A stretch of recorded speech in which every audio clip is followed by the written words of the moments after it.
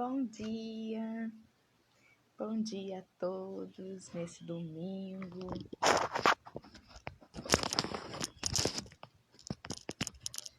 Já estava esquecendo do meu fone de ouvido. Muito bom dia.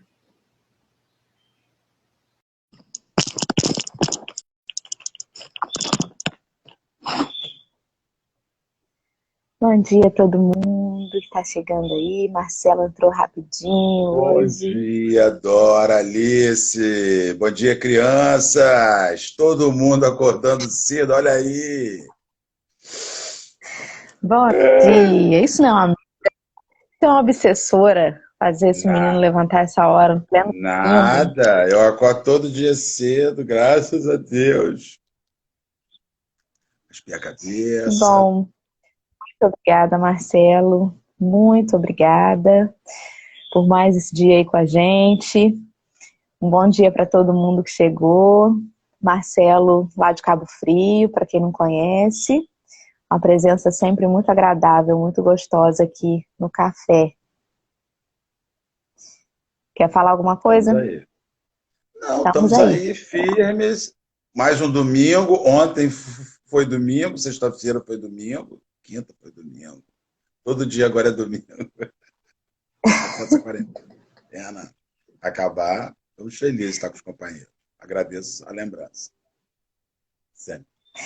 Certo. Hoje a gente vai dar seguimento ao capítulo 11 com o Marcelo e a gente vai ler o item 11, que trata do egoísmo.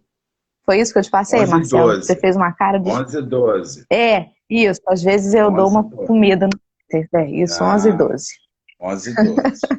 Então, Fez é uma cara de interessante espanto, dizer. porque passei o item errado. Então tá certo. E aí o Marcelo hoje foi intimado a fazer a prece final. Então eu vou começar aqui pra Com gente. certeza. Já começar a sintonizar bem. Vamos então encher nossos pulmões de ar bem forte e agradecer, como todas as manhãs a gente vem fazendo, iniciar a nossa prece em um grande e forte agradecimento pela oportunidade de mais este dia, em que o Senhor da vida nos renova as esperanças, em que nós reafirmamos com Ele o nosso compromisso.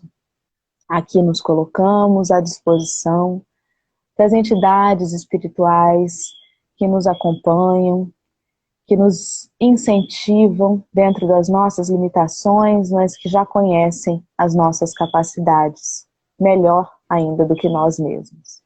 Que a gente consiga, nesse texto de hoje, aurir, receber, perceber todas as entrelinhas que ainda faltam nos buracos do nosso coração, velados pelo orgulho ainda, pelas nossas sombras, e que nessa sintonia de pensamentos a gente contribua, um pouco que seja, com a elevação das vibrações do nosso planeta, alcançando com benevolência todos os irmãos em necessidade.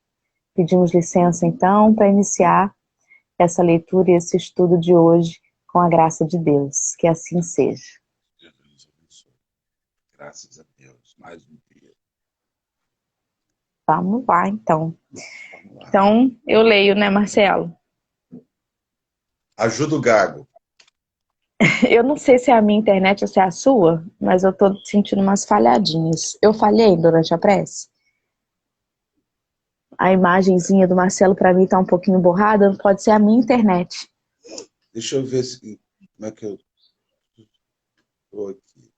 Olha, eu estou te vendo normal. Então, deve ser o obsessor da tecnologia, já começando a dar bom dia. Isso, é a hora da manhã. Vamos lá. Item 11, o egoísmo. O egoísmo, esta chaga da humanidade, tem que desaparecer da Terra, porque impede o seu progresso moral. É ao Espiritismo que está reservada a tarefa de fazê-la elevar-se na hierarquia dos mundos, O egoísmo é, pois, o alvo para o qual todos os verdadeiros crentes devem apontar suas armas, sua força e sua coragem. Digo coragem porque é preciso mais coragem para vencer a si mesmo do que para vencer os outros. Que cada um, portanto, empregue todos os esforços a combatê-lo em si, certo de que esse monstro devorador de todas as inteligências, esse filho do orgulho, é a fome de todas as misérias terrenas. É a negação da caridade e, por conseguinte, o maior obstáculo à felicidade dos homens. Eu achei interessante esse item, vir o assunto sobre o egoísmo, logo depois de 3 dias que a gente vem lendo sobre a lei de amor. E que nos mostra exatamente que o egoísmo, ele é o contrário do amor. Muita gente acha que é o ódio o contrário do amor, mas não é. Porque o amor, ele depende dessa corrente, desse fluxo de sair de mim para você. O egoísmo não. O egoísmo é uma coisa voltada para o nosso, para o meu, para aquele farinha pouca, meu pirão primeiro, né? Então ele é o oposto do amor. E é um dos filhos do orgulho também, né? Mas é algo que nos prende, que nos deixa, até no momento em que a gente se posiciona em alguma coisa, a gente tem que parar um pouquinho para avaliar por que eu estou me posicionando dessa forma. Porque esse tipo de situação, ele me beneficia em alguma coisa, ele vai ser bom para mim. Porque eu imagino, Marcelo, que uma coisa difícil de fazer deve ser fazer uma escolha que você não tem nenhum benemérito, e às vezes até, de certa maneira, um prejuízo, mas que, em contrapartida, vai beneficiar uma gama enorme de pessoas. Então, para o egoísta, para o orgulhoso, deve ser uma coisa muito difícil. E ele inicia dizendo que é uma chaga, ou seja, uma ferida. O egoísmo, ele é uma ferida, ele é uma marca na sociedade. E ele vai reafirmar uma coisa que o Espiritismo fala sempre, que é o Espiritismo o responsável por ajudar até esta visão que você teve, de enxergar o mundo além de você. Enxergar o mundo não que você é o centro que gere, que gerencia esse mundo. Você é uma das pessoas que está inserida nesse planeta. Você é uma das pessoas que está envolvido. E nem sempre eu vou resolver algo porque aquilo resolve as minhas questões. Acho que esse momento que a gente está experimentando hoje, nós estamos tendo que olhar o mundo além do meu umbigo, porque nunca eu tive tanta necessidade do outro como eu estou tendo agora. Eu preciso que o outro mantenha a minha internet, eu preciso que o outro faça vir ao meu lar o alimento, eu preciso que o outro que não está vivendo essa quarentena me dê subsídios de sobrevivência para que eu possa estar vivendo a minha. Então, nunca precisei tanto do outro como eu precisei agora. Ele fala sobre a coragem de vencer a si próprio. Essa é a luta mais difícil no Evangelho. É o seguinte, porque é preciso mais coragem para vencer a si mesmo do que para vencer os outros. Então, o egoísmo é uma luta que se trava contra si próprio. E quando ele fala sobre o filho de orgulho, eu estava pensando sobre o orgulho. Né? O orgulho é quando você se separa da questão social. Todo orgulhoso, ele não faz parte de um grupo, ele não se vê em um grupo. Né? Então, é quando você se tira no grupo. O orgulho é quando você se tira daquele instante ali. Então, a gente vê, às vezes, o espírita usa a palavra orgulho, já falei isso no Suave Caminho, uma ocasião, o seu filho faz um exame, faz uma prova, passa em primeiro lugar, e o cara vai lá e diz assim, muito orgulhoso, meu filho, muito orgulhoso, porque ele passou em primeiro lugar. Então, quando você fala muito orgulhoso, você está dizendo assim, ó, tinham 1000, em 1000, o meu filho se diferenciou. Aí eu tirei 1 de 1000. Botei aquele 1 num lugar acima e deixei 999 abaixo. Então, o orgulho, ele tira a gente de um lugar comum. Ele tira a gente de uma relação social. E por que o egoísmo é filho do orgulho? Porque a partir daquele instante que o orgulhoso sai do lugar comum, ele não é mais um, ele é a diferença. Aí ele começa a se perguntar, por que então o mundo não gira ao meu redor se eu sou diferente? Se eu sou aquele que saiu do Excelente a comum. construção. Então a gente fica pensando assim, meu Jesus, então o que a gente fala? Como é que uma pessoa que luta contra ser egoísta fala? Eu estou muito feliz, porque todos os esforços que eu tive com meu filho para que ele pudesse chegar a algum lugar, eu obtive êxito. Sim. Mas os outros não são menores porque não tiveram esse êxito. A hora dos outros vai chegar. Então, eu fico pensando muito sobre isso, né? Quando a pessoa fala, eu tão orgulhoso de fulano. Quando você fala que você está muito orgulhoso de alguém, você tira aquela pessoa do lugar comum. Ela não é mais uma pessoa comum. Ela é uma pessoa que fez algo diferente. Aí tudo vem no rastro. Tudo vem no rastro. Eu não tenho mais orgulho de nada. E tenho cuidado com o sentido da palavra. Não existe bom orgulho.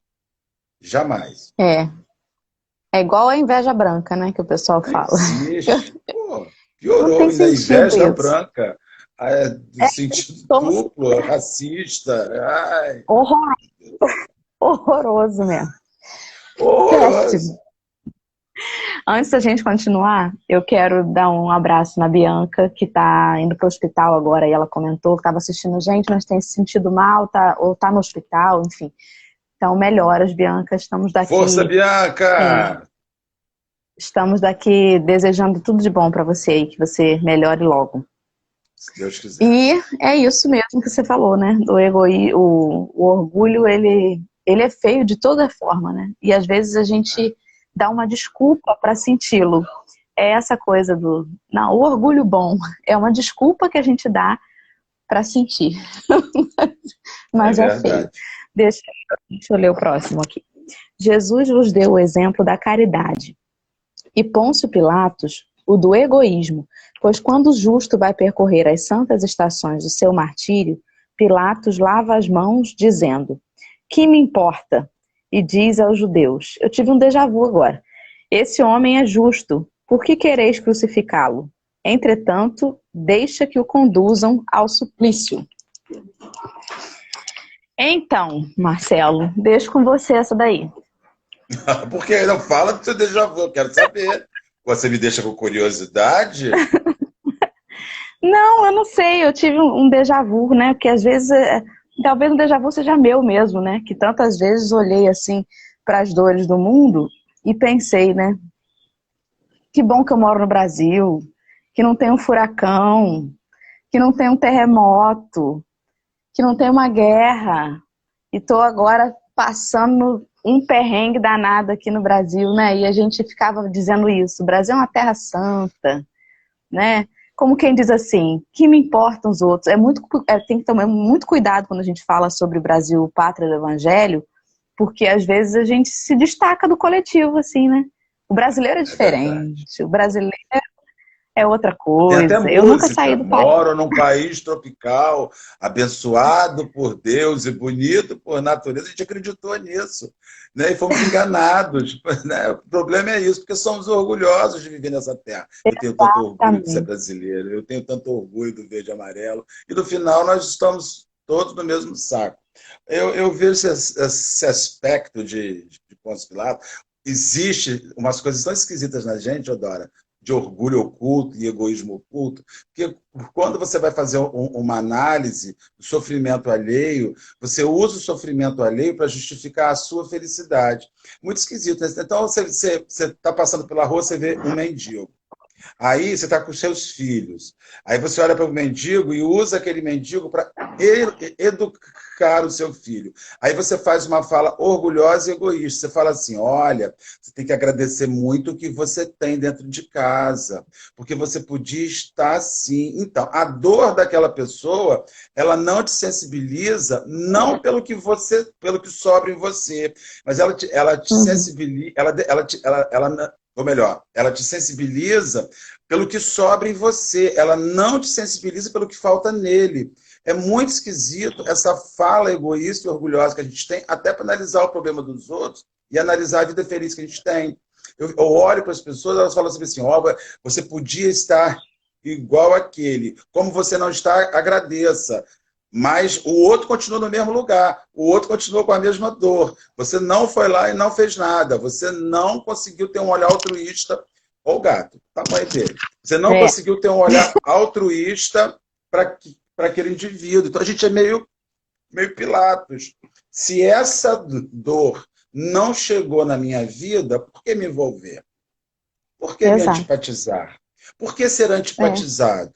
Né? O orgulhoso e o egoísta, ele não quer nem sofrer o apontamento de dedo que a sociedade tem. O altruísta, ele sai até da sua própria vida boa, confortável, estável, e vai em luta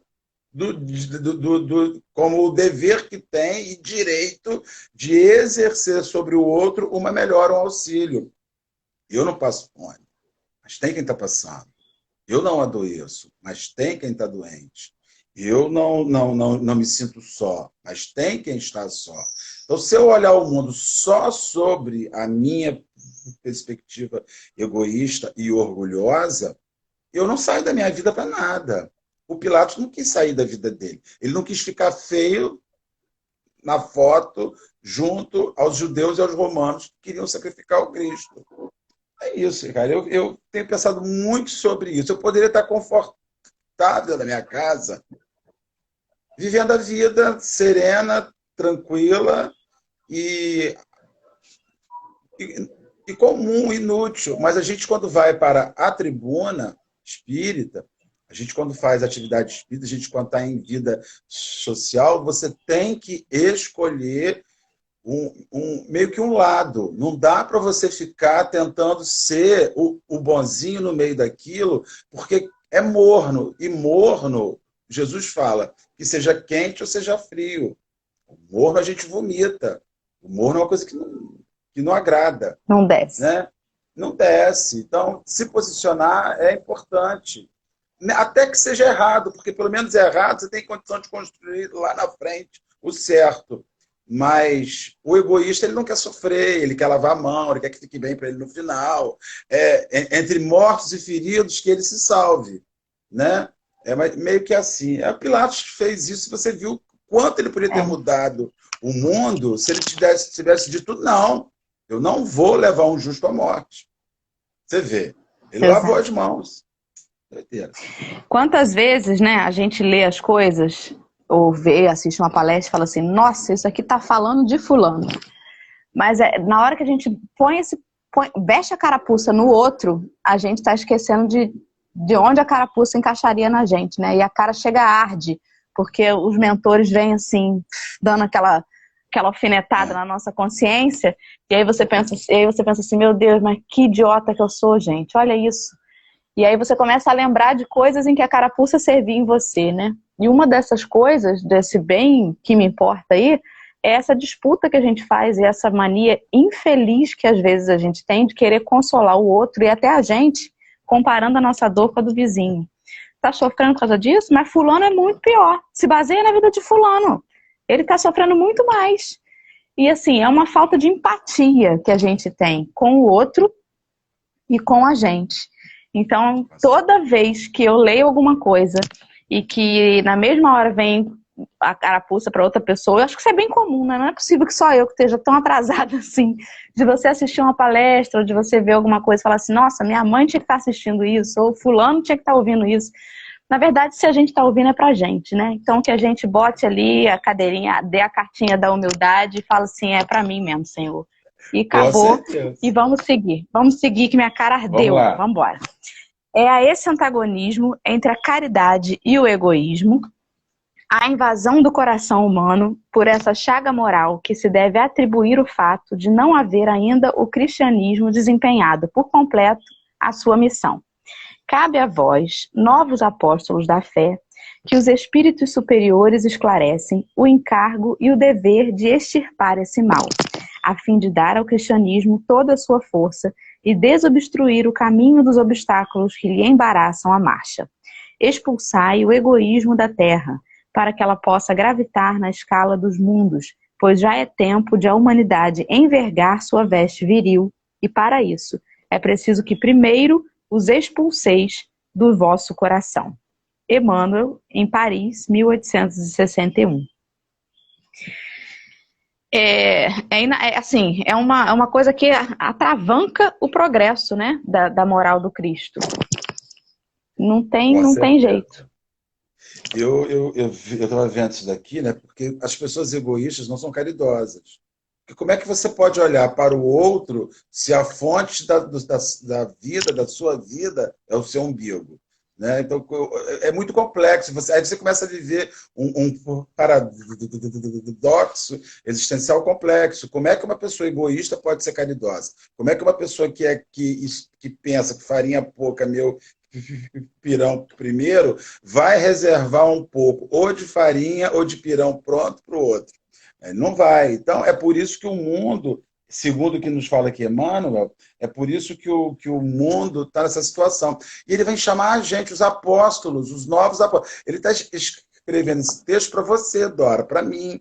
Ele está escrevendo esse texto para qualquer pessoa que abre esse livro e diz assim, é para vocês, está com vocês a bola de reformular esses conceitos, né? Reformular essas ideias, rever isso, reconhecer os limites das pessoas, viver esse processo empático. Eu tenho muita dificuldade, eu sempre achei que simpatia e antipatia eram coisas muito importantes. Com o passar do tempo, eu descobri que o maior erro humano é ter simpatia ou antipatia por alguém ou alguma coisa. Porque a questão simpática ou a questão antipática, ela é superficial. Você nunca entra na profundidade, é uma questão energética. Então você olha para uma pessoa e fala, nossa, tive uma ligação, uma simpatia, isso é espiritual. Mas olha, um marginal com outro marginal tem simpatia. Eles têm uma simpatia pelos mesmos atos. Um dependente químico, quando ele entra em um ambiente, ele bate o olho, ele vê logo o outro. E ele cria uma simpatia pela dependência química que o outro tem, né? Então, o mesmo por antipatia. Você olha para uma pessoa e fala assim, pô, olhei fulano, meu santo não bateu. Às vezes não bateu, porque o santo do outro é melhor do que o seu. Então você rechaça até o que é melhor do que você. As pessoas boas nos assustam, as pessoas boas nos ofendem, as pessoas boas nos ferem. Haja vista Jesus e Pilatos. Jesus morre sendo o melhor dos caras. Por quê? Porque parte de uma sociedade tinha antipatia por aquele sujeito. O que faz a gente observar que simpatia e antipatia são as práticas mais burras, estúpidas e rasas que o ser humano tem em relação ao outro. E aí você usou a palavra mágica, que é empatia. Eu tenho antipatia por uma pessoa, eu vou usar empatia, vou entrar na vida daquela pessoa e vou descobrir a origem da minha resistência em relação a fulano. E às vezes a origem da minha resistência em relação a fulano é porque fulano é melhor do que eu, é porque fulano tem práticas de vidas melhores do que a minha que confrontam a maneira equivocada com a qual eu vivo. E aí eu vou me ajustar. Ou vice-versa. Fulano realmente tem uma prática equivocada. E eu vou compreender a origem daquela prática e o que eu posso fazer, viver ou experimentar em relação àquilo. Então, assim, eu vejo que o ego, o egoísmo, é quando você só está em você. E a empatia é quando você sai de você para o outro. Como é que eu venço o egoísmo? É quando a vida do outro passa a ser uma questão importante para a minha vida. E se não for isso, não melhora. Não melhora. Às vezes é o que você estava falando, né? Uma unha encravada no pé de uns é sofrimento de morte. Eu, particularmente, eu tenho uma resistência absurda à dor. Absurda à dor. Eu suporto dor, assim, eu não sei até aonde que eu suporto, acho que é por medo, eu tenho pavor de hospital. Então eu vou suportando, vou suportando, vou suportando. Quando eu já estou na hora de desencarnar, então eu acho que eu achava que todo mundo tinha esse suportamento, entendeu? E aí Sim. eu comecei a ver que isso é meu, eu suporto. Sou um espírito sombrio, acostumado à dor, então eu aguento. Tem gente que não. Então eu comecei a respeitar essa questão. Ir a um velório, é egoísta você ir a um velório e dizer como é que você suportou a dor. Tenha paciência, confie em Deus, a vida não é nesse mundo, você tem que ter fé, você é espírita. Não sei, cada um reage de um jeito. Eu não posso Sim. chorar. Então a pessoa ela é tão egoísta que ela aplica no outro, no momento de dor do outro, o remédio que serviu para a sua vida. E, e você já foi no médico, usou um remédio, ele falou, com você esse não está funcionando, Dora, vamos trocar. Com você isso não deu certo, vamos trocar. Então a gente fica quietinho ali, indo no sofrimento da outra pessoa, entrando e sendo um pouco mais altruísta, que é viver o sofrimento do outro, compartilhar. É bom esse texto, É, né? Muito bacana. é muito bom. E você vai falando e vai vindo um monte de coisa na minha cabeça, né? Ao contrário de você, eu sou muito mole, mole demais. Eu não aguento uma picada de mosquito. Eu sou aquele paciente, eu até, olha Como só, você né? deve ter É sofrido na uma mão pena. dos outros já, né? Olha, eu acho que é por isso que eu tenho tanta paciência quando eu tô trabalhando, né? Porque tem gente que fala assim, ai, você não vai ter paciência comigo, eu tenho, porque na hora que isso quer comigo, eu dou um show para tirar sangue, eu não, eu sou muito mole. Então, isso que você falou de afinidade, isso faz a gente entender melhor o outro que é assim também.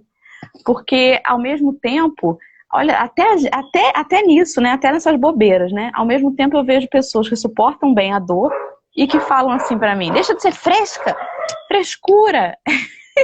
E é isso, Ainda, e é isso aí. ainda metem assim, eu aguento, pô.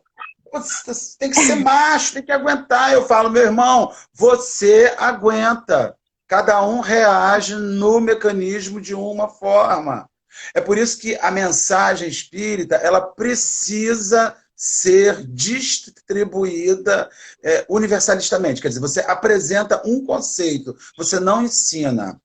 Quando você está fazendo Sim, uma palestra pública, você está apresentando um conceito. Porque cada um vai pegar aquele conceito com a sua capacidade, com a sua compreensão, com a sua capacidade de fazer esse elemento, de discernir e tornar ele aplicável. Então, assim, mas até esse egoísmo educativo, esse egoísmo instrutivo, se eu aprendi, você aprende. Se eu sei, você sabe. Não funciona assim. Não sim, funciona assim. As pessoas estão em patamares distintos. Nunca obrigou ninguém a ser idêntico a ele. Ele dizia, vós sois deuses. Generalizava. Quem quiser, aceita. Quem puder, venha. Né? E aí, cara, é um processo. É um processo. antes Olha o de eu horário aí. continuar aqui, deixa só eu ler para as pessoas aqui, algumas pessoas elogiando a fala do Marcelo,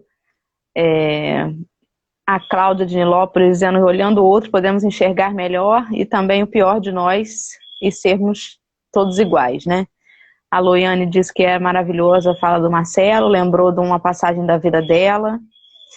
A Geisa disse que a velha história de querer que o outro seja o que você quer que ele seja. Normal, né? Normal. E a prepotência de achar que você é o Que exemplo, a né? sua Olha só, vida. Olha que doideira! Que a minha vida serve. Então, e isso eu tirei muito isso no centro, quando eu ia para a casa espírita para falar em público, né? Escutei diversas vezes ao longo dos 29 anos, 30 anos que eu falo em público, eu chegava no centro, o cara botava a mão no meu ombro e dizia assim, olha a sua responsabilidade. Eu falo, sobre a sua vida nenhuma. Eu não tenho responsabilidade sobre sua vida nenhuma. A minha única responsabilidade, quando eu ocupo a tribuna, é falar uma mensagem correta da doutrina. Ou uma reflexão livre que tenha embasamento com a doutrina. Agora, o resto, eu não tenho responsabilidade sobre a vida de ninguém. Porque eu tenho responsabilidade sobre a minha vida. E tem tanta gente orgulhosa que acredita que tem responsabilidade sobre a vida alheia, sabe? Que acredita que pode mudar a vida do outro, que acredita que tem poder e aceita. Isso é um vestibular para um ego, é vestibular para a vaidade. Não tenho. Não tenho responsabilidade sobre a vida de ninguém na tribuna espírita. Tenho sobre a mensagem. E cada um pega a mensagem que eu coloco lá e se apropria como quiser. Tenho. Não sou não. Sou não. A Luiane comentou aí que o povo acha que todo espírita é Chico Xavier. E acha mesmo, né? E o dedo vem apontado mais rígido ainda pra gente. Mas você é espírita, está fazendo isso? Deixa eu fazer só uma defesa, Loiane. As pessoas elas chegam nesse lugar porque alguém as coloca lá. Tá entendendo? Muita gente olha para você, Dora, e diz assim, você é tão boa em público, você mudou a minha vida. Aí você aceita isso. Aí você vai se colocando num lugar que você não tem que ir, mas que alguém vai te impulsionando para aquele lugar. Então a gente tem que dizer, não sou. Eu estou fazendo um trabalho pela minha vida e a tribuna espírita só é mais um lugar onde eu faço um trabalho pela minha vida. A evangelização é um trabalho que eu faço pela minha vida e que, consequentemente, vai poder servir e auxiliar a vida dos outros. Mas o primeiro, a gente vai para a casa espírita e ele fala aqui uma questão no final, né? Ele diz o seguinte, extirpar o egoísmo da terra para que ela possa gravitar. É por isso que precisamos primeiro extirpar do vosso coração. O espírita, ele entra no centro espírita achando que vai trabalhar para o outro. E não vai trabalhar para ele. Sabe? A gente tem uma casa espírita que é uma oficina de serviço para a gente. Eu não faço nada no centro espírita para o outro. Tudo, de um espírito que eu recebo na sessão mediúnica, que estou trabalhando para mim. É um trabalho de autoaprimoramento. E que tem consequências para o outro, mas o trabalho é para mim. Então, esse ego de que eu vou entrar na casa para fazer algo para o outro, não vou fazer para mim. É para eu me transformar, para que eu seja melhor. E as consequências daquilo que eu faço em público, daquilo que eu faço na sessão mediúnica, daquilo que eu faço numa sala de evangelização, do prato de sopa que eu dou, são as consequências que vão estar ajudando as pessoas. Mas o primeiro assistido de uma casa espírita sou eu e você, Dora. A gente fala muito dos nossos assistidos. O primeiro assistido de um centro espírita é o trabalhador. Acho péssimo, porque o primeiro assistido sou eu e você. O primeiro enfermo. Por isso que eu não rejeito. Você pode me chamar para fazer o café com o evangelho de segunda a segunda, que eu vou estar. Eu não digo não para serviço nenhum. Não porque eu queira. Já teve uma época que havia ego. Eu gostava de ser visto. Hoje eu descobri que eu quero, se eu morrer com esse vírus, eu quero morrer no meio do trabalho. Não posso morrer em casa vendo Netflix, né? Porque se eu morrer assistindo Netflix, eu estou lascado. E é isso aí, minha irmã. E vamos lá que a gente vai falando. Exatamente. Olha, rapidinho, falando sobre isso, né, essa coisa do café, rapaz, olha, tem dia que eu saio daqui deprimida, porque eu penso assim, gente do céu, eu tô muito mal ainda, e eu venho descobrindo tantas sombras minhas, mas tantas sombras minhas, Marcelo, eu acho que eu nunca fui tão espírita em toda a minha vida do que eu tô sendo nessa quarentena, com essa coisa de você se deparar com você, e de você realmente fazer os esforços para domar suas más tendências, sabe? Eu estou fora da casa espírita e eu nunca fiz tanto esforço na minha reforma íntima como eu estou fazendo agora. E tem dia que dói fisicamente. E aí eu penso assim, gente, mas que cara de pau a minha, como é que eu vou levantar amanhã e vou lá dar bom dia no Café com o Evangelho com esse bando de sombra ainda? Mas é por isso que eu venho, porque se não fosse eu estar aqui todo dia dando a cara e lendo, eu ainda ia estar achando que eu era aquela pessoa que estava ali que não precisa, cumprindo uma... que não precisa. Que eu não preciso, eu não tenho que me expor, eu não tenho que botar minha cara amarrotada, as pessoas não têm que me ver sem maquiagem de manhã. Eu só quero ir para o centro à noite. Por isso que eu acho que esse trabalho virtual não vai acabar. As casas vão reabrir, a gente vai voltar para lá, mas nós estamos nos olhando no olho. Você entra na casa espírita, ô Dora, você cumprimenta as pessoas e não olha ela na cara. Às vezes você nem não percebe a dor dela.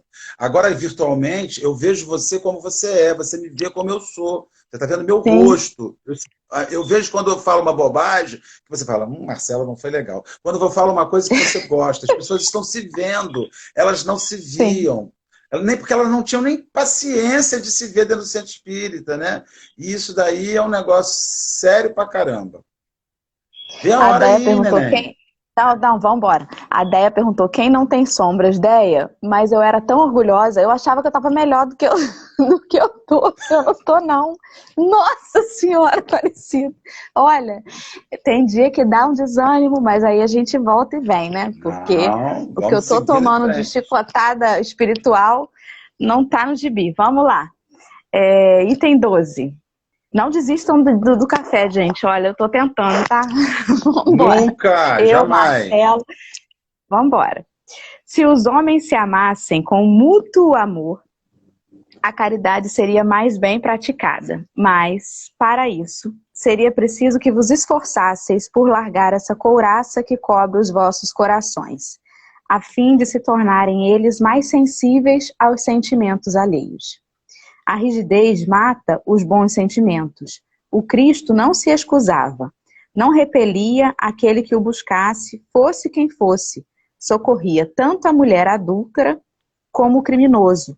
Nunca temeu que a sua reputação sofresse com isso.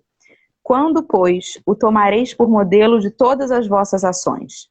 Se a caridade reinasse na terra, o mal não imperaria nela. Fugiria envergonhado, ocultar-se-ia, visto que em toda parte se acharia deslocado. O mal então desapareceria. Ficai bem certos. Isso me lembrou uma coisa aqui, que há um certo tempo eu conversei com o Carlos André, e que eu falei assim com ele: ai, André, olha, eu já venho sendo imperfeita, né, há muito tempo. Eu falei assim: André, às vezes a gente até quer fazer o bem, mas aí a gente olha para aquele irmão, né, a gente tem medo, André, porque às vezes ele tá assim, ele é esquisito, ele tem uma cara sisuda, e aí você vai fazer o bem, vai que ele faz alguma coisa com você. Aí ele falou para mim assim: mas a sua fé ainda é bem fraquinha, né? Eu falei assim, porque a gente não existe isso, gente, que feio, julgando pela aparência do outro, e aí você vai deixar de fazer o bem com medo dele fazer alguma coisa com você? Você já está se antecipando, já está colocando você numa situação de vítima? Que feio, né? Que situação. E às vezes a gente escuta isso. Não posso parar para ajudar, não, porque tá tarde, vai que é uma armadilha, vai que é não sei o quê. E assim, se a gente acredita que com boa intenção, tudo aquilo que vai nos acontecer, ela tem um propósito para acontecer, gente, se a gente tiver que passar por uma situação, mesmo que não seja assim, vai ser de outra forma. Né? Que seja assim. Passei por isso, mas na tentativa de fazer o bem. Porque se não for assim, vai acontecer. Existe um esforço de segurança. Você quer ter uma segurança relativa para trabalhar no bem. Então, você quer ajudar você quer ajudar um morador de rua que não esteja fedendo, né? Que não esteja com semblante de desespero e que não esteja embriagado. Aí eu fico pensando, gente, o melhor amigo de quem vive na rua é a cachaça. Porque você dormir embaixo de uma marquise, enrolado em jornal, cobertor e com o papelão embaixo, sóbrio, você não dorme com as maldades que as pessoas passam e fazem. Então, a cachaça se torna o anjo protetor daqueles indivíduos. Então, você quer que a pessoa supere tudo. E você não entende que Deus te coloca no caminho dessas pessoas para você ajudá-las na superação. Então, você está com o seu carro, que não pode levar uma pessoa que se machucou porque vai sujar o banco. Você comprou um carro novo, sua vizinha se machuca, se corta, se fere. Aí você bota a pessoa no carro pensando se o sangue vai manchar o banco, se vai sair depois. Então, quer dizer, você não comprou um carro, você se algemou a um carro. O carro virou Sim. sua prisão, porque ele não serve para servir, ele serve para ostentar, para exibir. Eu penso muito isso, esse olhar do que eu posso. Não que eu seja legal, sou bom, não sou bom, não, sabe? Mas eu já comecei a olhar para as pessoas na rua. Eu já comecei a olhar para o indivíduo e olhar, e olhar. Eu dou bom dia para o varredor de rua, eu dou bom dia para o morador de rua. Se eu puder levar algo, eu levo. Porque eu fico procurando, e se ele é antipático, se às vezes ele está rosnando, não quer conversar com você, eu penso pelo outro lado, meu Deus, mas como ele vive, ele não podia estar sorrindo, dizendo, viva Jesus, ó Cristo, eu te amo. Porque a gente que sobra não faz, não sente, não age assim. Né? Você levanta de manhã numa cama quente, com comida, e não louva. Como é que você quer que a pessoa faça? Aí vai o assistido do Centro Espírita receber a bolsa de compra. Aí chega lá, o companheiro vai, olha para ele e diz assim, pode fazer a vozinha. Você precisa ser agradecido a Deus. Você está muito emburrado nessa fila. Podiam ter outros aqui no seu lugar, mas é você que está tendo acesso. Seja grato. Bote um sorriso no rosto. Não bota, não. Vai você para uma fila de compra de centro espírita, porque o que é uma fila de mantimento de centro espírita? O que é um assistido de centro espírita? É o cara dizendo para aquela instituição que ele não conseguiu se manter. E que ele está humilhado pedindo àquela instituição que dê a ele, para ele levar para a família dele, o que ele, com seus esforços, não consegue. Você fica numa dificuldade econômica. Você não consegue pedir para sua mãe. Você tem vergonha de pedir para a mãe, mãe, me ajuda que eu estou ferrado de dinheiro. E você quer que uma pessoa está numa fila de casa espírita, com estupidez de companheiros, que eu já vi. Os companheiros espíritas chegam ali dentro, não olham para a cara daquela pessoa, não dão um bom dia, não sentam com ela, não tomam um prato de sopa com ela e querem que elas estejam felizes agradecendo a Jesus aquilo. Ah, gente, pelo amor de Deus, são gente igual a gente. Você já apanhou o nome daqueles usuários e levou para a reunião mediúnica porque eles estão obsidiados também? A gente dá o prato de alimento, mas não pensa que eles estão obsidiados. Eles moram numa comunidade, o filho é dependente químico, o marido foi preso, o tiro come a noite inteira e o obsidiado é você, que dorme com ar-condicionado, que o salário chega, que a comida está na mesa. Veja como a gente é egoísta com o olhar do outro. A gente acha que para a vida do outro, pobre, só a comida basta. Ele não precisa de atendimento fraterno, ele não precisa ser ouvido, ele não precisa falar, ele não tem obsessão, ele não precisa...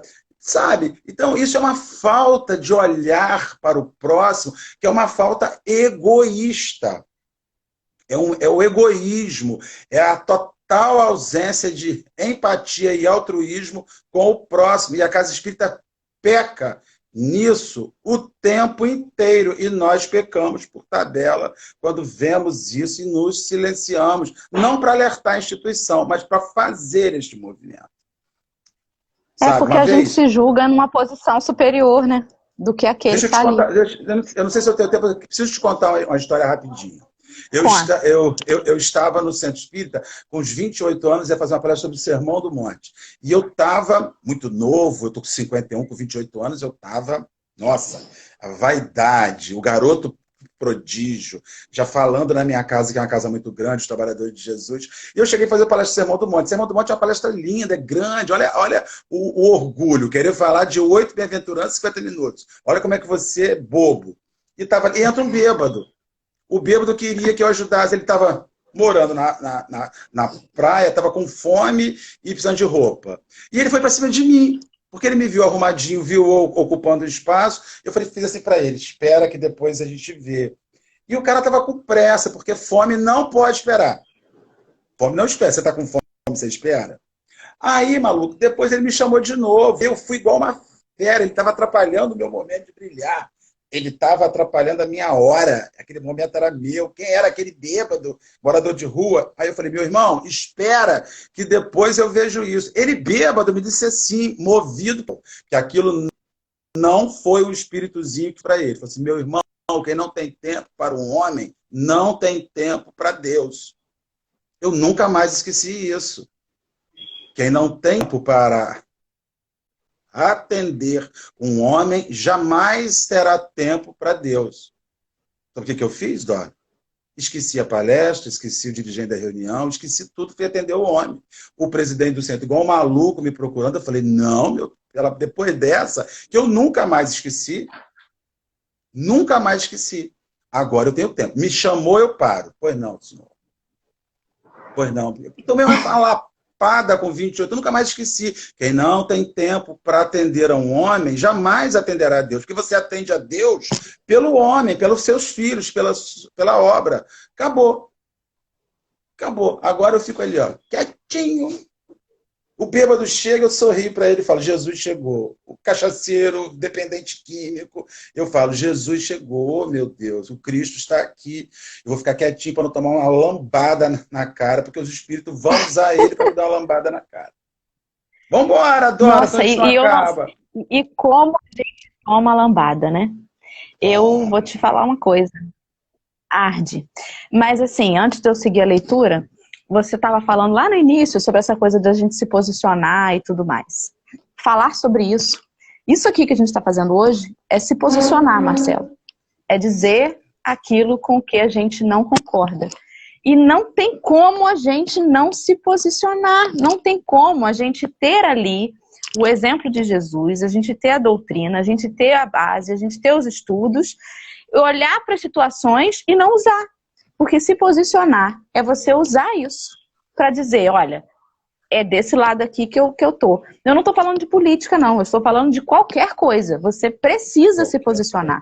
Você não pode olhar uma situação e, não posso, porque bem-aventurados os mansos. E aí você confundir mansuetude com passividade. Não é isso, né? Então isso aí que você fez hoje aqui é se posicionar. E a gente precisa disso, porque quantos de nós aqui não somos sacudidos quando a gente escuta isso? A gente tem o direito de discordar. Não, acho que o Marcelo está exagerando um pouco, acho que não é bem assim. Beleza, ok. Mas o Marcelo se colocou. E não se colocou de uma forma agressiva. Colocou com base, com lógica, com razão, com argumentos sólidos.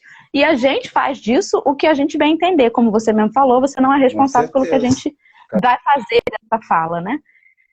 Vamos lá. Vou seguir a leitura. Começai vós mesmos por dar o exemplo. Sede caridosos para com todos indistintamente. Esforçai-vos por não atentar nos que vos olham com desdém e deixai a Deus o encargo de fazer toda a justiça, porque a cada dia, em seu reino, ele separa o joio do trigo. O egoísmo é a negação da caridade. Ora, sem a caridade, não haverá descanso para a sociedade humana. Digo mais, não haverá segurança. Com o egoísmo e o orgulho, que andam de mãos dadas, a vida será sempre uma carreira em que vencerá o mais esperto, uma luta de interesses, em que as mais santas afeições serão espezinhadas, em que nem os sagrados laços da família serão respeitados. Pascal, Sens, 1862. Então ele nos diz aqui exatamente que o mundo de regeneração não está aí na nossa porta, né? Como muitos acham. Ainda está longe, e não está longe no coletivo não, Marcelo, a gente está longe das individualidades, no eu, no você, no outro. Cada um de nós ainda está longe de exercer isso em sua plenitude. E às vezes a gente fala assim, mas o mundo do jeito que está, não vai chegar à regeneração. Não, na verdade, assim, eu do jeito que eu ainda tô, não estou merecendo essa regeneração ainda não. Escutei de um amigo ontem no Facebook, ele me escreveu uma frase que eu leio coisas que eu fico assim, falo, nossa, isso é divino. Ele falou assim, ô Marcelo, oremos e aremos. José Hélito Marins, amigo querido de Araruama.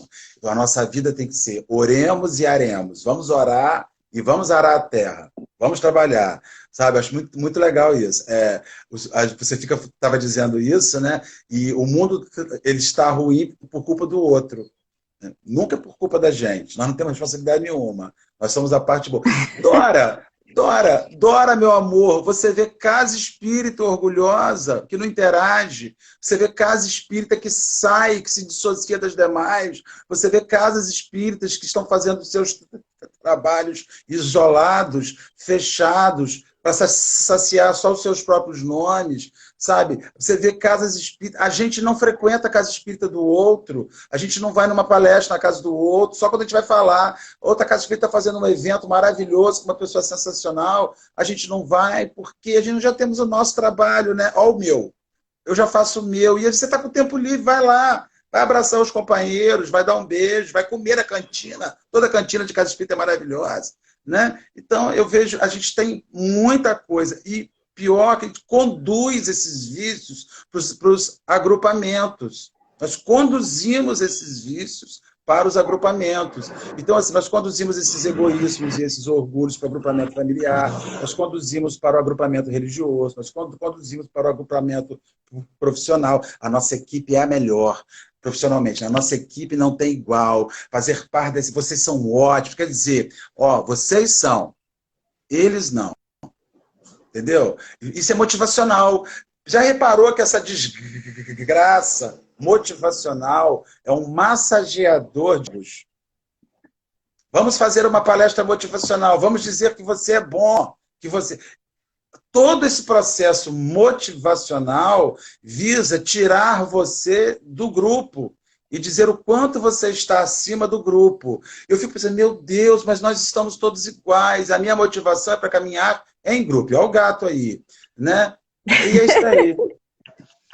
Ah, falei para Dedé hoje. Eu sempre falo para Dedé. É o equilíbrio, né, Marcelo? É tudo equilíbrio, porque ao mesmo tempo que a gente tem que enaltecer o que está dando certo, tem que falar das coisas que estão dando certo, senão a gente fica só metralhando, né? Só reclamando, só apontando os erros. Então a gente tem que fazer o movimento, mas é o equilíbrio.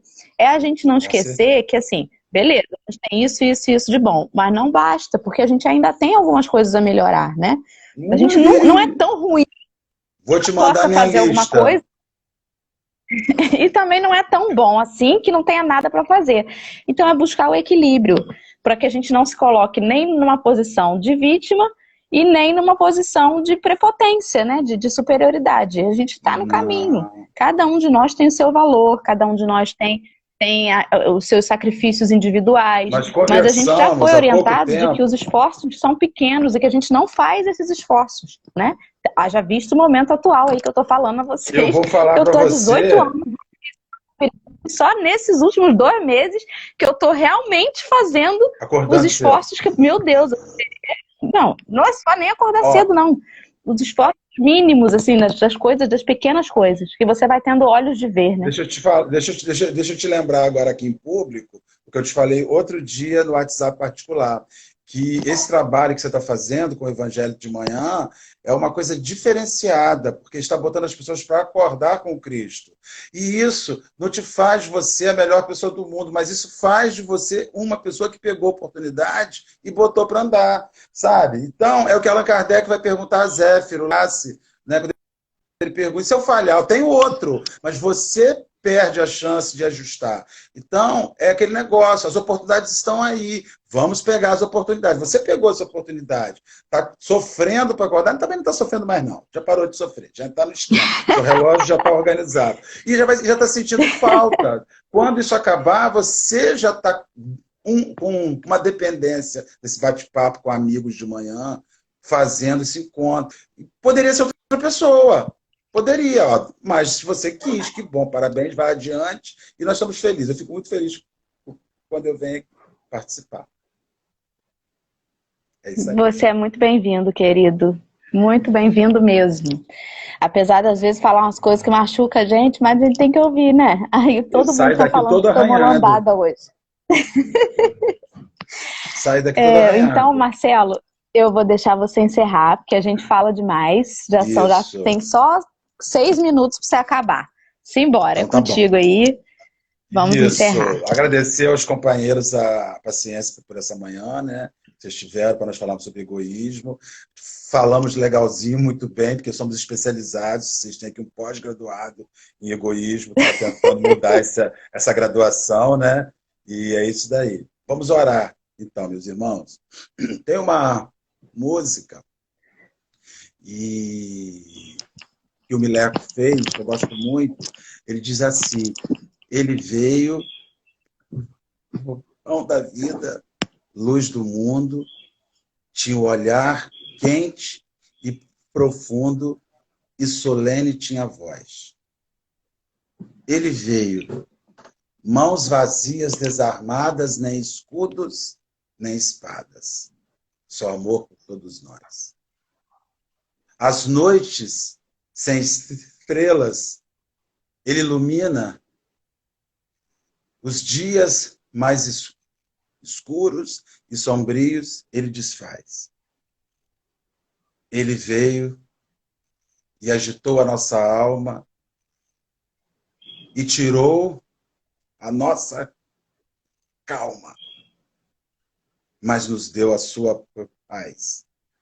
Senhor Jesus, tu que és o farol que ilumina as noites escuras, tu que és aquele que entra na nossa vida e nos bagunça de fora para dentro, de dentro para fora, que tira a calma, enxergar aquilo que nós não olhamos, que mexe com o lago que nós acreditávamos que existe dentro da gente, de águas límpidas, mas faz com que este lodo lá de baixo suba. Tu que és o grande ser que nos ama e porque muito nos ama, bagunça com a nossa vida. Ah, Jesus, como nós somos gratos por bagunçados com a nossa vida. Por tirardes desta zona de conforto falsa, hipócrita, egoísta e orgulhosa que nos achamos. Como é bom sofrer nas tuas mãos, Senhor. Como é bom sofrer nas tuas mãos.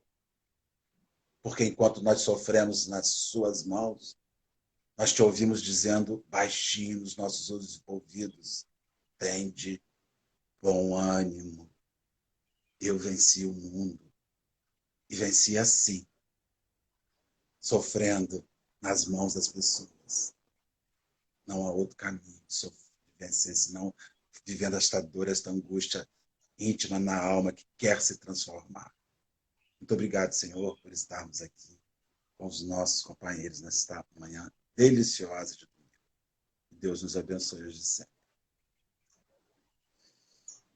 Ai, Dora, obrigado, meu amor. Que assim seja. Meu cafezinho chegou no finalzinho, que meu marido trouxe. Graças a Deus. Tá vendo como é que você é sortuda? Como é que você não pode reclamar? Um beijo, querido. Querido, uma ótima semana para você. Estou aguardando beijos a todos. convites, fiquem com Deus. Beijão. Você já está marcado, tchau, tchau. Filho. Lembra que hoje você está substituindo com muito carinho uma pessoa que não pôde vir, mas você já está marcado. Você está sempre marcado, Marcelo. Eu acho que eu vou te marcar já de 15 em 15 dias certinho. Vamos aí, tamo junto.